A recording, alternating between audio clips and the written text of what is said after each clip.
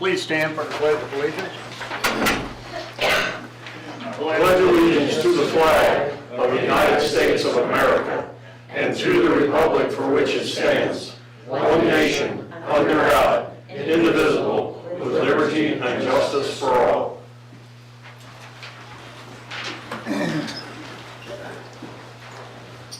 Thank you everyone for attending and those watching on TV. Mayor's report, a little bit longer than I normally do. I just wanted to, if you're on Facebook or just conversation, everybody is extremely upset about our past utility bills. The city posted a comment, I put it on my site, and I just thought maybe not everybody's on Facebook and they might not be aware. It's just trying to give you an explanation of why the bills were so high. You know, the bill reflects the period of January to February, which was cold and a wet month, causing higher consumption than normal.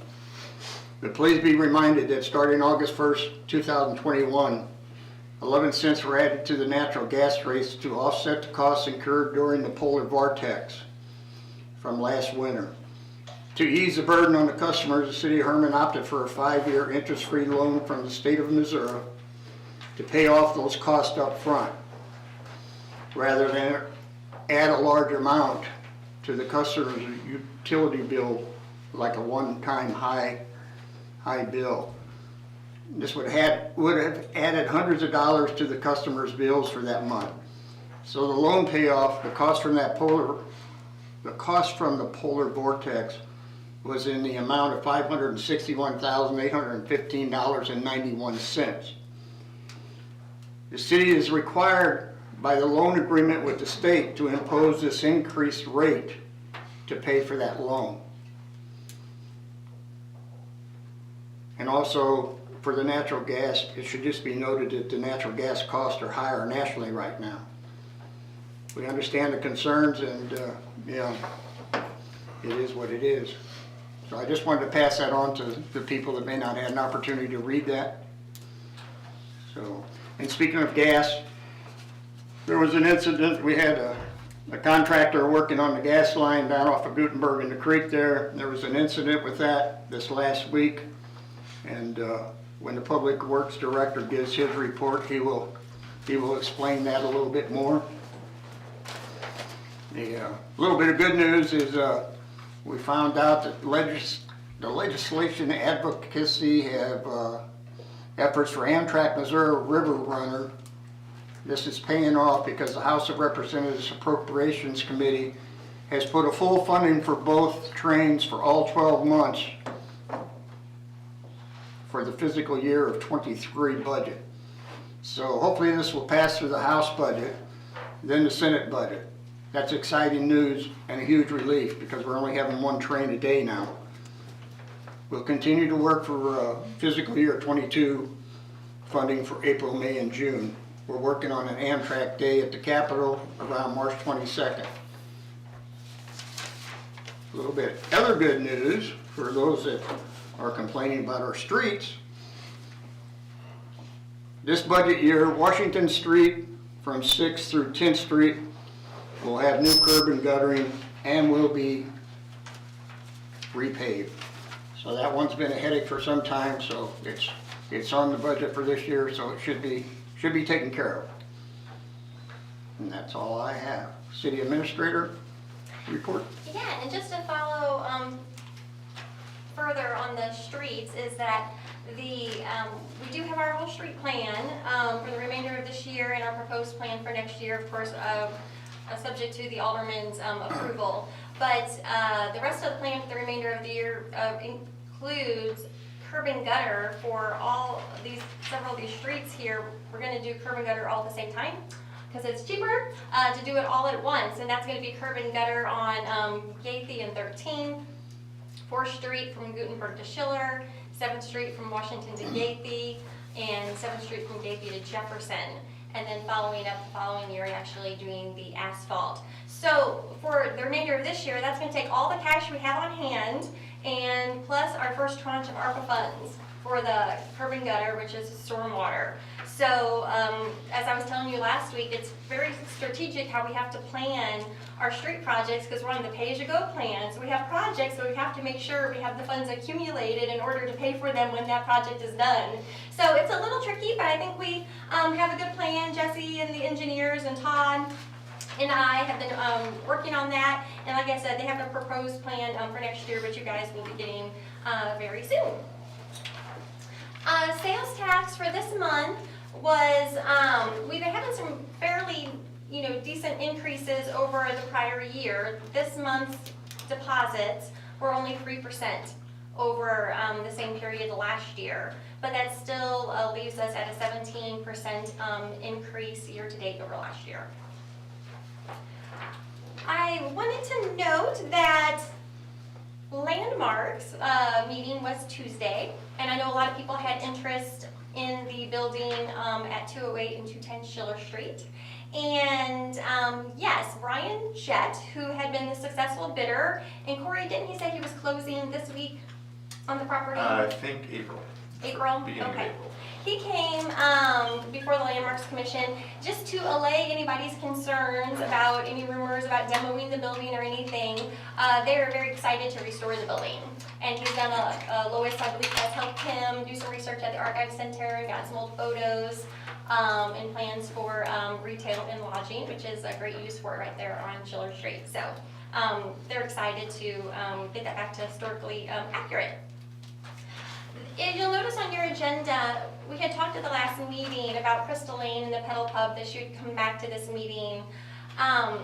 We've been emailing back and forth and with Chief Walker, and he's been getting her some information from the state. The state didn't think that it would be that it should be licensed for the state highways. They wouldn't be able to travel on state highways. That it could cut across state highways, but it couldn't actually travel. So that would be First Street and of course 19/Market Street. So anyway, I believe she is going to continue doing some research and possibly come back at a later date. Couple little minor housekeeping items. Street sweeping resumes on March 21st through October, so check out the signs on your street. And I know some people, especially now that people are out walking and stuff, are noticing that our beautifully paved Mozart Street has a very steep drop off because we got 3 nice inches of fresh asphalt on there. The street and park department will be putting dirt around that to level that out so that's not such a steep and dangerous drop off. So they'll be doing that shortly. I guess what I wanted to mention primarily was to give everybody an update. At the last meeting, Sheriff Eiler was here to discuss the law enforcement tax, which is on the April 5th ballot. And the alderman and we asked him 3 or 4 questions that he then referred us to the county commission to have answered. So that is why we went up there Thursday to their meeting, and just for the point of having it entered into the public record, just for future reference. And so the way I approached it, as you all know, and the mayor had asked me to speak on behalf of the city. Really what I think it is that, obviously we were encouraging this sort of collaborative effort, right, where all the local law enforcement agencies could share this tax and campaign together. So obviously we weren't super happy with the allocation of funds, but I think it's even greater than that. And the point that I was really trying to make is that the county could not see our perspective because the way they saw it is that they were giving us free money, and why weren't we happy about that, and it looked like we were trying to be greedy. So I think what I was trying to express is that really, although we're grateful for that, there's an unintended consequence from that. And that is that actually what that will do is it will hinder and limit the city to that level of funding and that source of funding for a very long time. that percentage, remember, was 9,000, it's 9% of $1 million that they were anticipating getting. And so that 9%, could freeze at that amount. And what we also discovered, because they could put a not to exceed clause in this intergovernmental agreement that we're supposed to sign, which we've never seen and won't see until after it passes.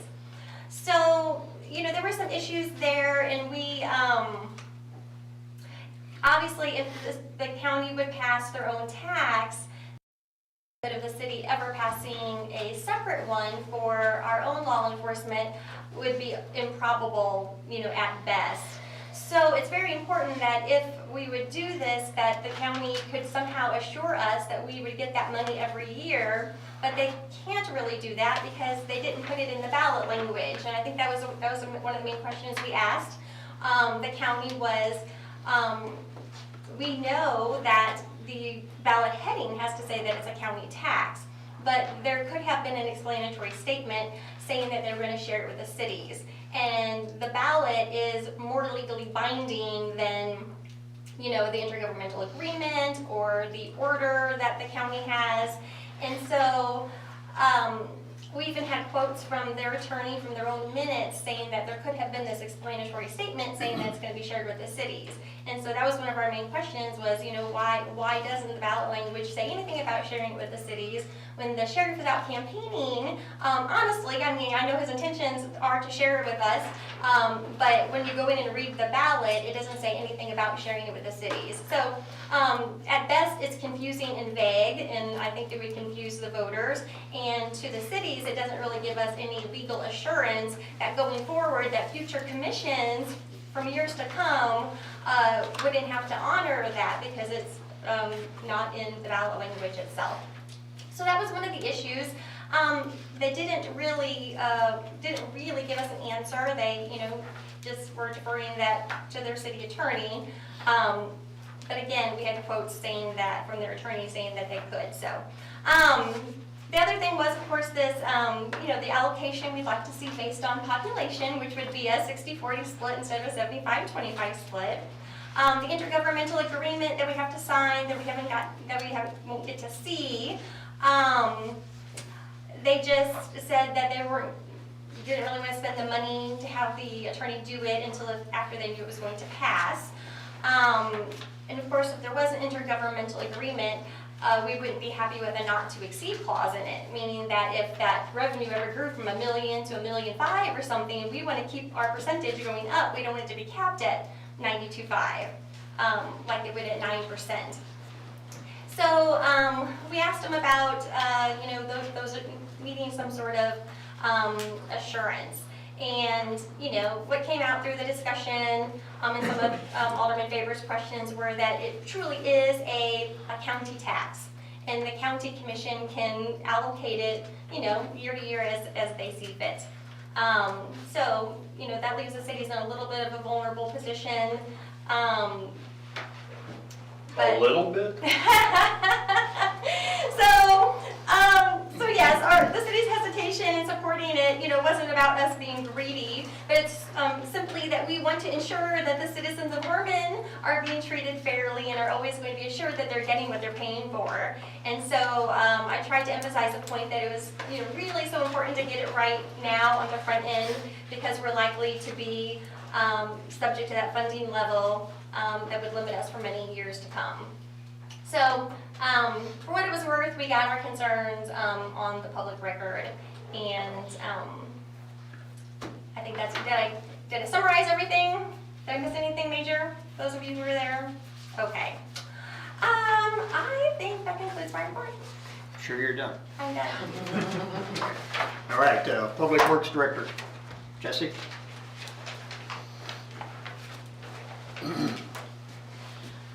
The street department has just finished up with what they really hope is the last snow of the year.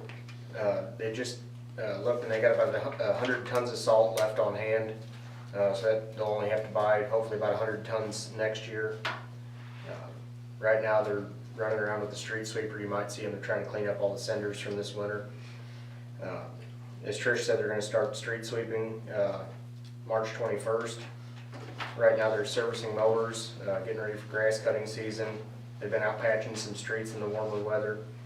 Todd's been finalizing the plans for Washington Street. Have a meeting Wednesday with the engineers. We should have bid dates after that to kind of find out when that's gonna get to rolling. The Parks Department's been painting the picnic tables that were built earlier this winter. Getting some equipment and parts for the pool, getting that ready for the pool season. It's gonna be here before we know it, I guess. Planning some tree maintenance with the warmer weather as well. They've got some ash trees that have died off, like all the ashes are starting to do, so probably a couple of removals there, and we'll try to get some new trees planted in their place. And then they are also getting ready for the grass mowing season. The gas department, they had to do a bunch of relights in the industrial park. That was about the only part of Herman that was affected by the gas leak. I'll be kind of brief on this. If you guys have any questions, you guys are obviously welcome to ask. Basically what we had for that gas leak was an excavator was climbing the bank as part of that bank stabilization project. And as they were climbing the bank, the machine slid down into the creek bed and shoved a rock that was, I don't know, the size of a couple, like a small cooler, I guess, and shoved that rock through the pipe. We had it shut down in, I'm gonna say 5 to 10 minutes is a fair timeline probably. Got it shut down, got the valve station for New Haven shut down and kind of isolated that area. Crews worked around the clock until it was fixed that morning and that following morning. And then obviously, like I said, the gas department had to go around and relight all of our customers that were out. Are there any questions on that subject? And they're still just working right now? Yeah, right now they're just working to do the original project. That was why they were here, and so far that's going pretty swimmingly. They actually decided, they changed some of their specs on the job, which that's all part of what they decided to do on their costs, but they didn't realize, and none of us did, how shallow that actually was on the opposite bank. And so they actually created a new driveway into the creek from the other side as opposed to driving over just in case there's more rocks in the creek bed. So we're even gonna have a little bit more bank stabilization happening than what we had planned on. So that's probably a good thing. Well, considering what could have happened, I know while those contractors worked on it, you and several of your people didn't get a lot of sleep through all this, and thank you very much for sticking with it until it got all done. Well, I will say the contractor there, that Heating Construction, those guys were professional the whole time they were there, and none of them went home. You know, they stayed there around the clock too. It was a group effort, and they even went a little above and beyond helping us with some stuff afterwards that, you know, really wasn't their responsibility. So I appreciated them for that. And nobody got hurt. That was, obviously, talk about a gas line, nobody wants anybody hurt, nothing, caught fire, nothing blew up, everything was good. So, the best part about a bad situation, I guess. The sewer department, last week they went through the UV racks at the city lagoons. I went down there and kind of watched that whole process because I had never been part of that. They went through every rack, every light bulb, every sleeve, and made sure everything was working. We had quite a bit of stuff that was not working from last year, and we had some hard times getting some stuff last year. But everything's up and running now. All the bulbs are working, and that all has to be online by April 1st for DNR regulations, so we can meet water quality standards for the recreational boating season. The water department replaced a line on 6th Street, and they're working with the fire department to try to get a valve replaced inside the 2nd Street Fire Department, along with Shawn Lane. The electric department, we installed a couple more junction boxes along Epley Fricky Drive up there in Seattle. We hope to be pulling some primary conductor later this week. And then basically we'll have one more transformer, which we have to coordinate an outage with a couple of residents there. So, but we'll have that whole loop done hopefully this spring.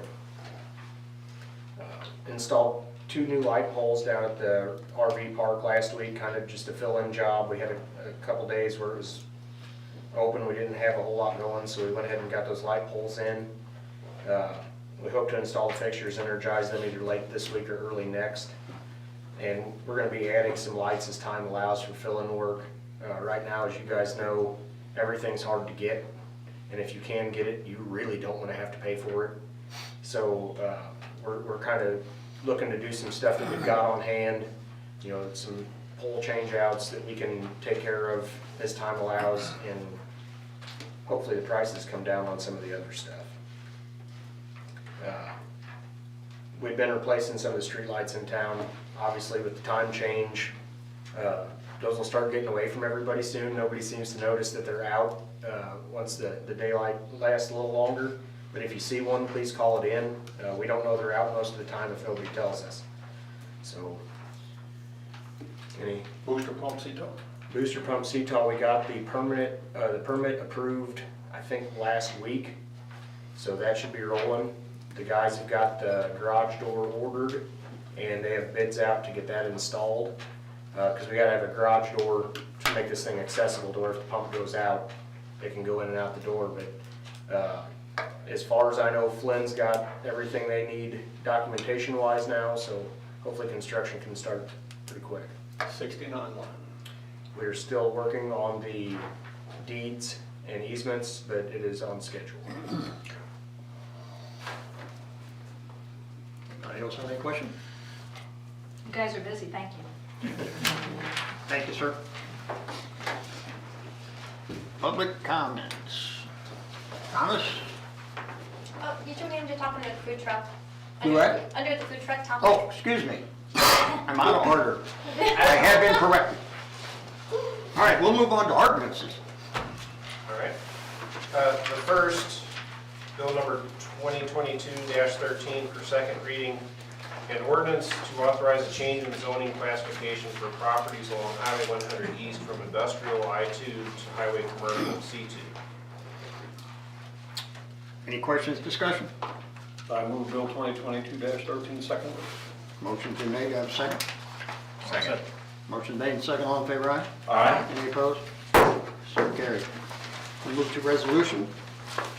Resolution number 1317 would be a resolution to authorize the execution of an extension of the city's transportation agreement with Panhandle Eastern Pipeline Company. Any questions? Yeah, can this all be explained?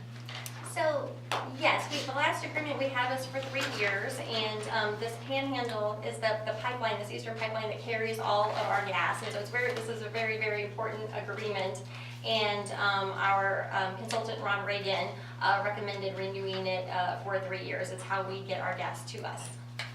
And is this the company that charged us so much money for gas? When we had the polar vortex? Well, not directly. Okay. So I know that we talked about the polar vortex and everything, but is there still like a lawsuit or people working on getting some of that money? Yes, it's confidential. We're not supposed to, they don't give us a lot of details about it except to say that it's ongoing. Okay. Yes, Ron Reagan is really disappointed that this was not resolved just really more cut and dry, because he kept using the word price gouging, that it was pretty evident to him, but you know how things get tangled up in court, and yes, we are still hopeful to get something. Move to approve. Motion been made, do I have a second? I'll second. Motion made and second, all in favor, aye? Aye. Any opposed? So carried. Okay, we'll move to old business, and under old business, we're still talking about food trucks. Before we get started on that, we've been spending an awful lot of time on food trucks, and I was laid up. I had a lot of time to think, and I just, this is just me personally, what I'm about to say. So, I just don't understand why we're really picking on the food truck industry. $1 million liability insurance. We don't make any other business in town. We don't require anybody else to do that. If you're in business, you have liability insurance, otherwise you shouldn't be in business. So I think that's a mute item to force onto somebody because they should be doing it. Food trucks are already here, they've been here for several years. Not a lot of them, but they're here. So now it's a problem. One of the complaints was they don't pay real estate taxes. Well, what we're approving is on private property. If they're on private property, whoever owns that property is paying the real estate taxes. You know, and it's called free enterprise. You know, you want to start a business, you start a business. Yes, you have to go by some rules, I understand that. You know, you want to charge them more for business license and extra fees. And, you know, we have all the antique shows and all the musicians that come to town. We don't charge them extra fees. We don't make them get permits. It's not the same thing, but in a way it is the same thing. I think, again, this is just me. I think it's time to get over it and let the food trucks do business, get a business license, and move forward. So, anyway, that's my comments. So we will open this up to discussion. Anybody up here have anything you want to say first? I do. I think some of this is safety, and I think that's why we have wanted to pursue it. I agree that proof of liability insurance, $1 million is a large amount.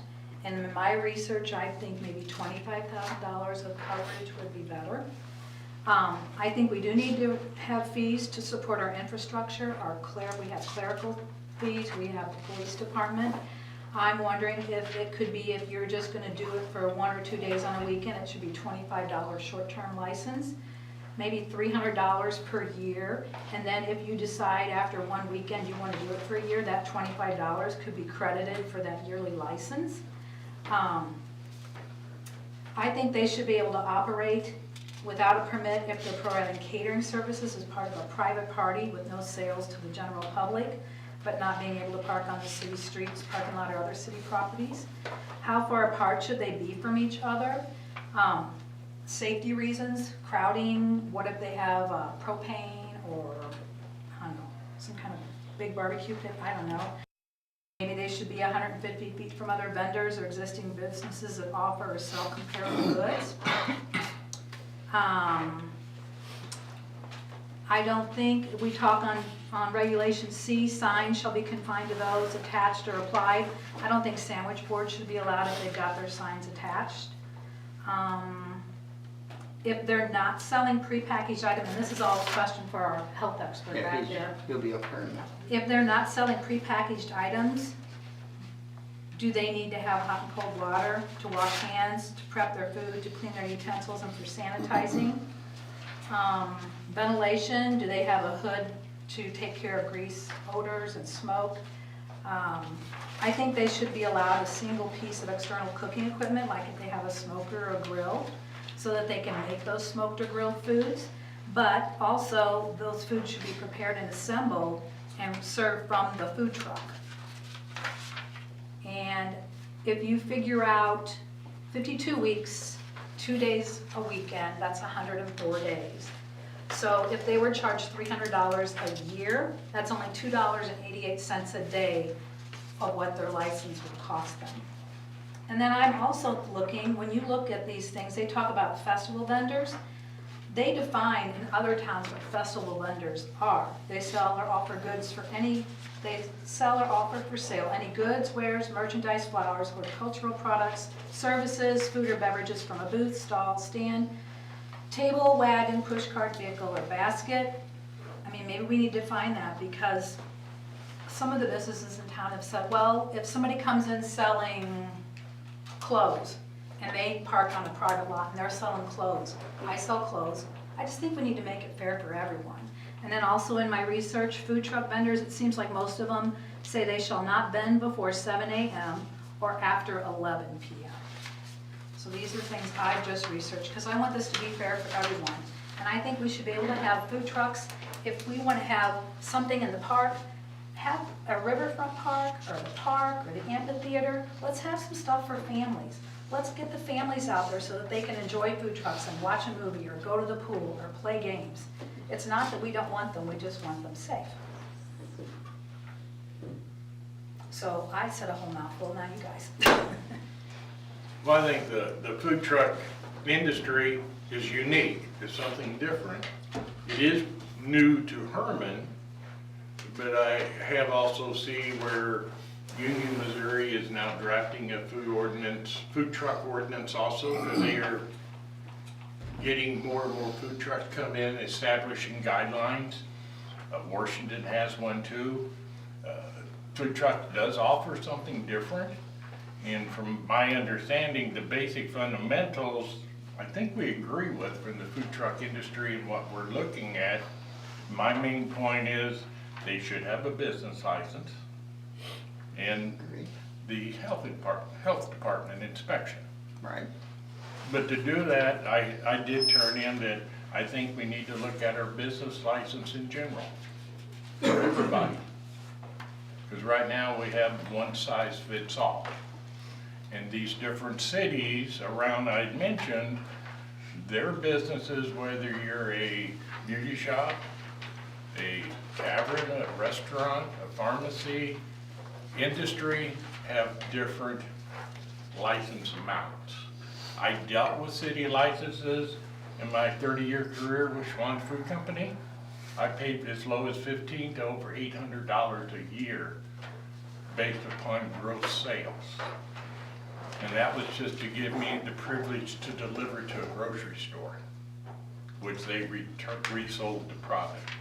So I think that we need to look at our ordinance regulating business license in general and include liability insurance in there. I know they should have, but how many actually does? If we expect that of the food trucks, then we need to expect this of all businesses. That's about all I have to say on that. I think this is very much drafted towards food trucks on private property, which I believe is completely different than a food truck operating on public property. That said, I don't really think we need to. I think a little simpler could be good. I don't really see the reason for us to require the liability insurance. I think that was a good point. I do, right now, the way this is written, is it the food trucks would only be allowed on public property during festivals? Is that right? With if they follow the Yeah, special event in the definition. past, like So iFest and like what Oktoberfest. Susan was saying, I think that's a good point with the parks and stuff, but we would have to change this to allow that currently. And I think that would be a good thing. In any of our parks, yeah, riverfront park. I think this would regulate both public and private property. And a question came in my head, and I did some research, looked at it. I know private property could be owned by an individual or a group of people, where public property is owned by a city, a government, what have you.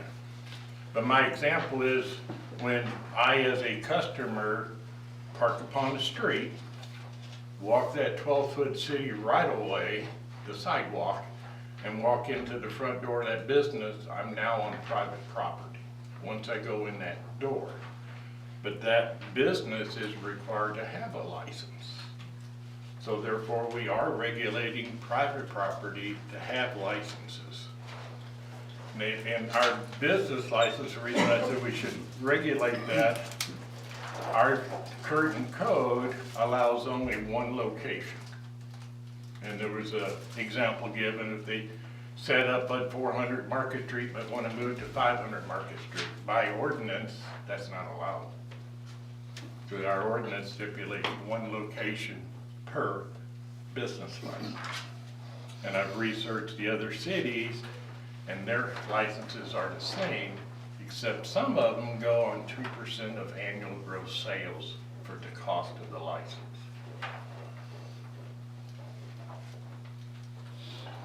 Dave, you have anything?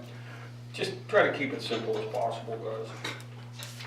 I mean, if we want the business, we can't make it too complicated. I understand there has to be regulation, and I'm not against that at all. There has to be some regulation.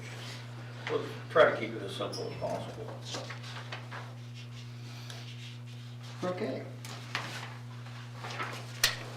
Now we'll let Thomas come up.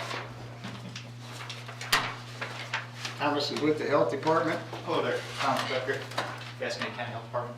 I'm the Environmental Public Health Specialist and the Emergency Planner for the Health Department. So I heard you all talking about food trucks. How's that going? You see it, you hear it. I'm really happy that you guys are talking about the inspection process. That's really what I am bogged down with.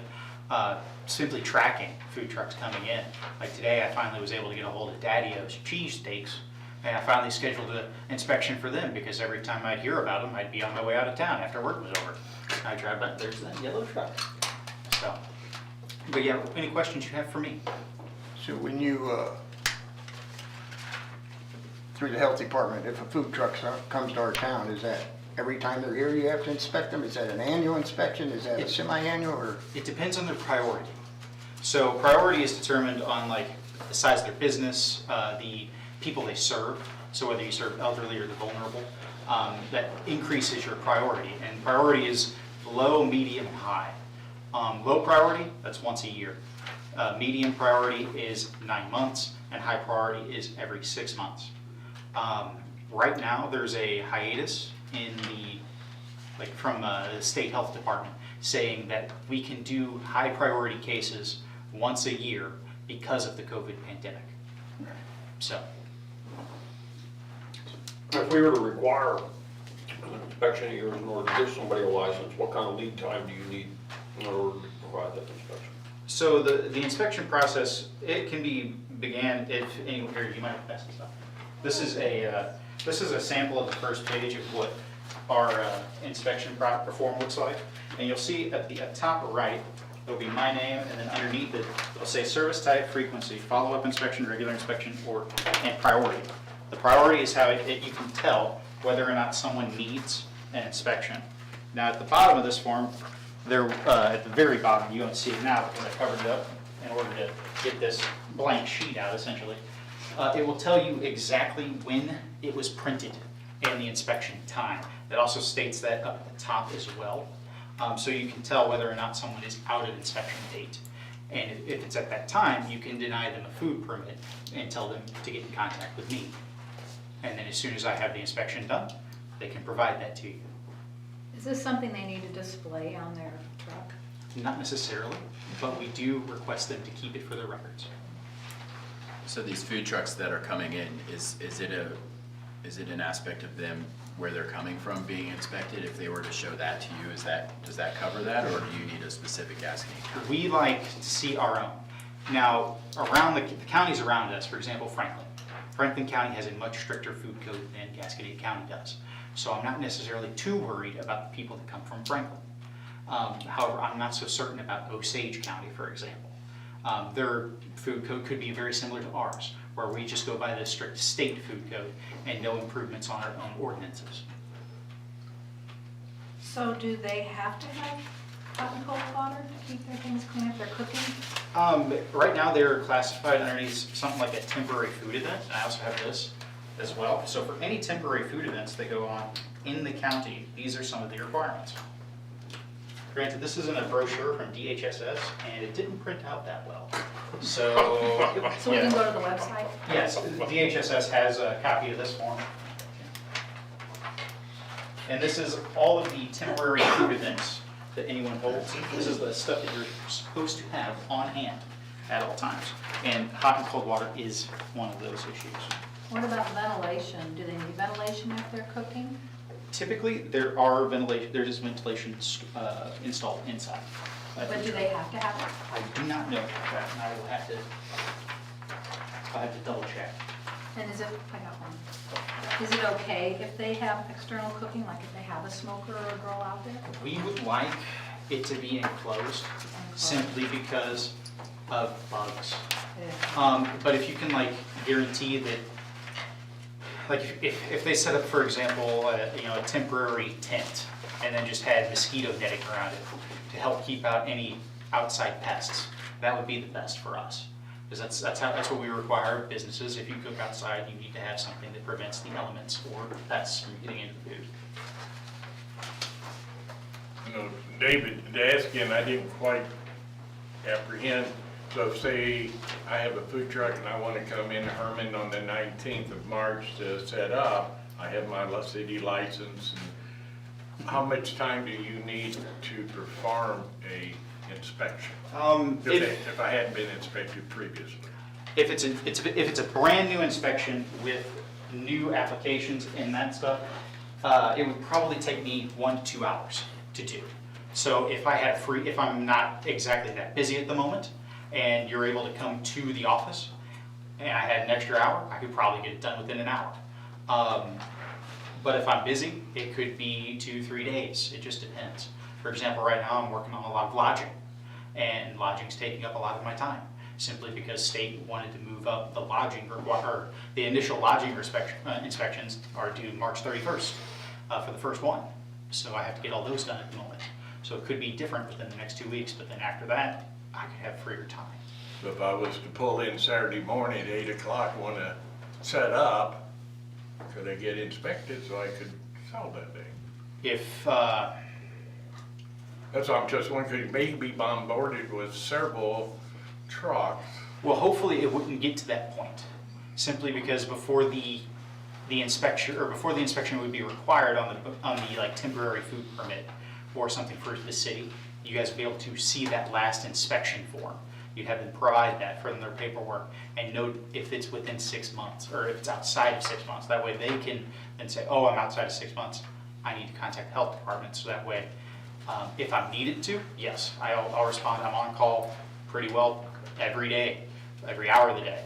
For example, if a food truck or a diesel truck filled with food was to, bump something out on the Highway 19 there, I would be required to go and look at it to make sure that all the food there would be safe. So is the state giving any thought to this about making more of a uniform code where the traveling could be accepted? The state's a little tough to read at most of the time, but as far as food code goes, no, not that I know of. I haven't heard any movement on it. I haven't heard any movement on the state food, lodging, or sewage code either. So You would think it'd be really beneficial for these businesses if they could have one. You're talking about honoring an inspection from another county? Yeah. Yeah. I would. we also don't require them to pay us for our inspections, unlike Franklin County. Every time Franklin County comes up to an inspection, there is a fee. We do not. So what you're telling us is that whenever a food truck comes to town, that if they haven't contacted you, they need to contact you to be inspected. Yes, Am I understanding that correct? yes. What about a Schwann's truck, or say an ice cream truck came to town, or, It's not prepared food. that's true, it's prepackaged. Yeah, Never mind. prepackaged. So what you need for us is just a list of the food trucks that will be here and what time they will be here. That'd be great. With the contact information, so. Yep. So I you can can get get them all in the before system. they- Because I can see My Fest morning, 3 of them sitting there, and you're not available, and everybody going, Yep. Well, they'll be right in front of this building. well, I know, but I'm just saying. And then typically on the festivals, I'm actually here on Saturdays. I usually make it a point to be here for festivals just in case someone was to come up and I can walk around the town in order to check things out. Okay. I was here last My Fest. Unfortunately, it was a COVID and rainy mess, so we didn't really have that much. All right. Now, we discussed earlier about private property, public property, regardless, they need that inspection, Yes. correct? I do have a thought process. I know you're busy and you covered the county, but to assist with those, and totally your choice, but in order to help you, could the city health department help you and do a temporary inspection until you could get to them? Our city health department is the Board of Aldermen. Per Oh, I was gonna say. I didn't hear about the city. I'm just, because you're spread, and if we got somebody comes in and we have a delegate that would go down and follow your protocols, I would- already do it until you've got. I would actually have to get in contact with my state contact on that, simply because I don't know. If that was to be a thing, I would have to train them, for sure. We'd have to go on a couple of rounds around restaurants in town, and the other thing, take them through the exact That makes inspection sense. process. So, if that was to be allowed, I don't know. I was just thinking that may expedite it. Now, my administrator does live here in Herman, and I'm slowly training her on this, because we're supposed to have 2 people to be able to cover the jobs. So she's slowly learning my job, so. Okay, is there any other questions? Trish, does Corey need this stuff too, for records? Yes. Oh. And I will take one of the inspection papers. Thank you. Put your bag.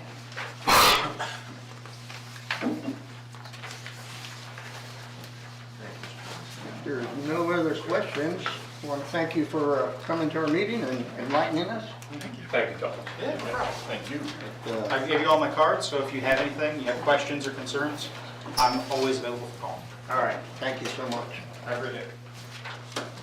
Mike Sloan, did you want to speak at all? No comments. No comment, okay.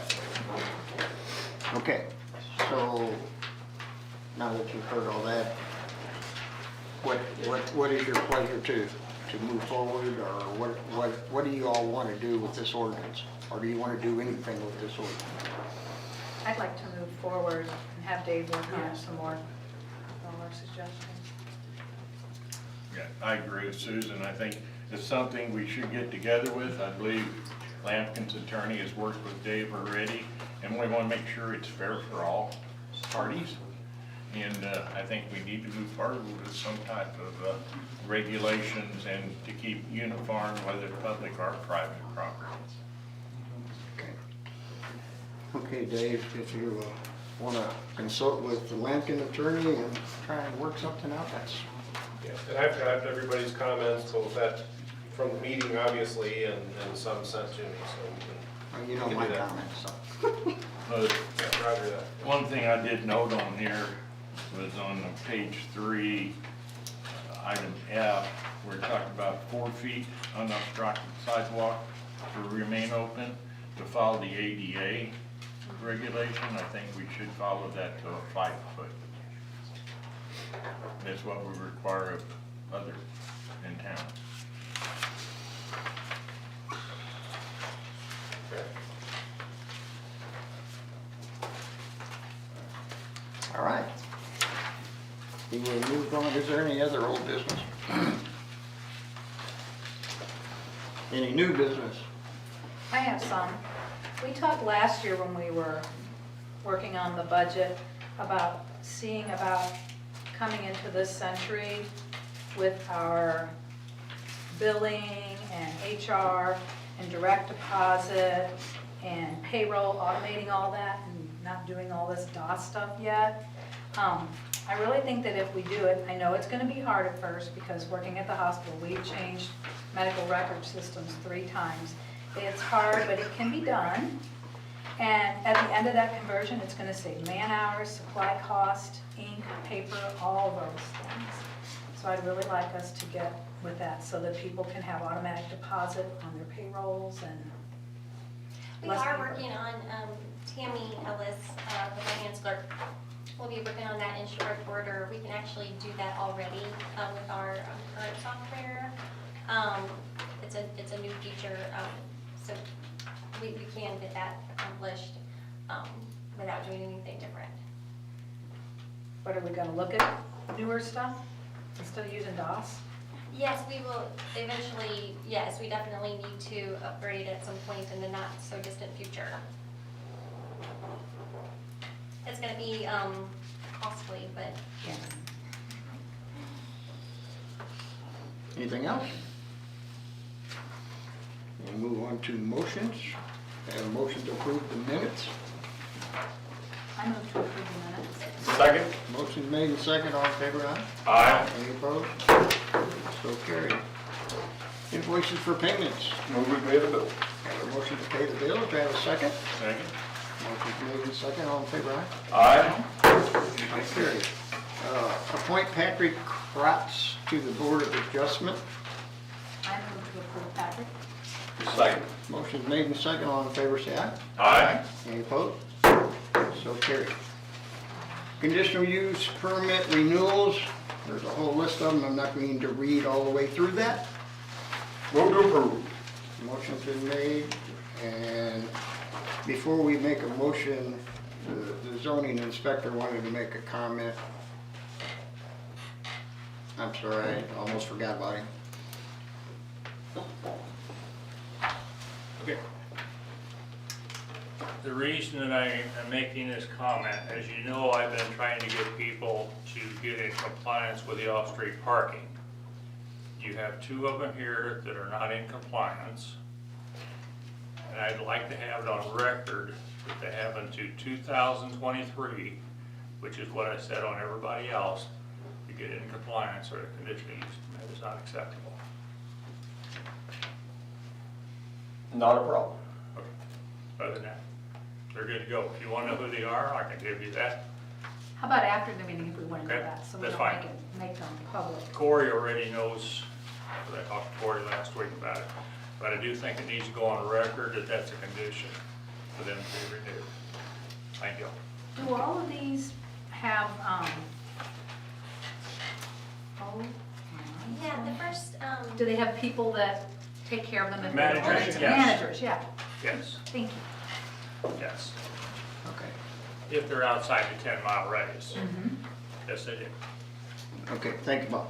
Okay, now, With the stipulation voiced by our ordinance enforcement officer, Robert Sutton, move to approve. thank you. I'll second that. Motion made and seconded, all in favor, aye. Aye. Any opposed? So carried. Conditional use permit renewals for outdoor liquor consumption for Fernwell Distilling Company, Andrew Weiss, 64 Schiller Street, Tin Mill Restaurant, Jim Tierberg at 315 East First Street. I move to approve. Motion's been made, second.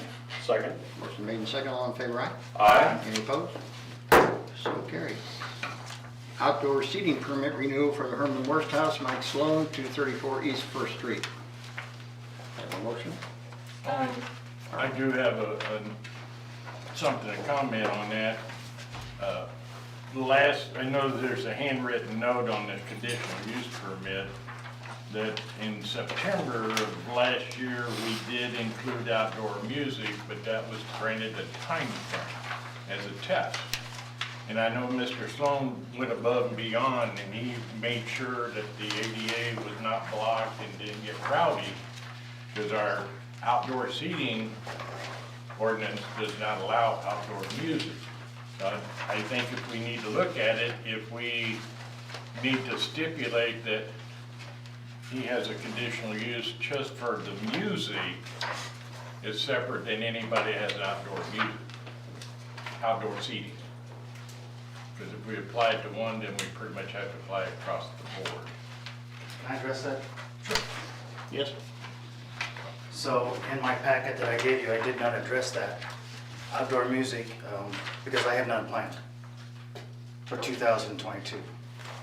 And I also understand that if I do decide to do that, I come back to you, ask for authorization, then I come back before this board, just like I did in other years, and try to get that. But as of right now, for 2022, I have none planned. Okay. But I'll have to keep that option open. Like I said, I would come back and present that to the board if I go that route. Very good, thank you. Perfect. Thank you, Mike. Good job. I was just noticing on here the handwritten note that it was amended to include it. There's not no detailed general specifics there. But you did a great job when you tried it. Okay, Okay. Does Mike understand that he'll need to come back if he wants live music? Other than that, I move to approve the outdoor seating application. motion's been made, do I have a second? Second. Second, all in favor, aye? Aye. Any opposed? So carried. Approve CTM distribution for rack card distribution for the tourism department. And that's going to go like in hotels and those towns. I think that's a great idea. I move to approve that. Motion Second. made and second, all in favor, aye? Aye. Any opposed? So carried. Special event application for the Herman Area District Hospital, organized walk various city streets sidewalks, March 26th and 27th. Move to approve. Motion been made, do I have a second? Second. Motion made and second, all in favor, aye? Aye. Any opposed? So carried. Special event application for the Herman Lions Club concessions, private property between the Caboose and Tin Mill Restaurant, March 26th and 27th. Move to approve. Motion's been made, second. I'll second. Motion made and second, all in favor, aye? Aye. Any opposed? So carried. Festival event application for Stonehill Winery Vendor Shopping Event, Stonehill Sherry House, May 21st, 2022. I move to approve. Motion's been made, do I have a second? Second. Motion made and second, all in favor, aye? Aye. Any opposed? So carried. We have no reports, do I have a motion to adjourn? So moved. Motion been made, do I have a second? Second. Motion made and second, all in favor, aye? Aye. Any opposed? Thank you, everyone, for coming. Have a safe and happy St. Patty's Day. You do. I didn't wear my green.